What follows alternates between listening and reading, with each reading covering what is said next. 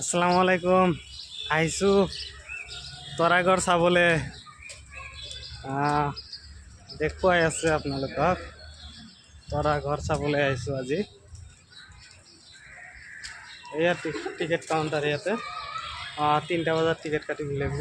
বৰ্তমান ষ্টাৰ্ট হৈছে। এতিয়া 1 ঘণ্টা আমি বাহিৰে বাহিৰে ঘূৰি ফুৰিব লাগিব। তো উপায় নাই ন, যেহেতু আমি আগতে আহিছোঁ।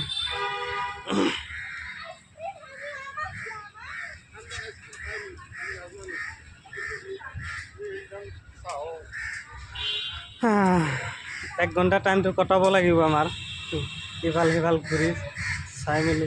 এনে বাহিৰত মানে অলপ হেৰি নাই, জাগা নাই যে ঘূৰি ফুৰি আছে, অলপ বহিব পাৰি, কিন্তু ভিতৰত গ'লেহে ভাল লাগিব, হয় নে নহয়? গতিকে আমি 1 ঘণ্টা বাহিৰত ৱেইট কৰোঁ। আমি 2জনে আহিছোঁ, আমি আৰু চলিম ভাই। ওকে ভাই, ভিতৰত গ'লে দেখাই দিম দিয়া। ওকে।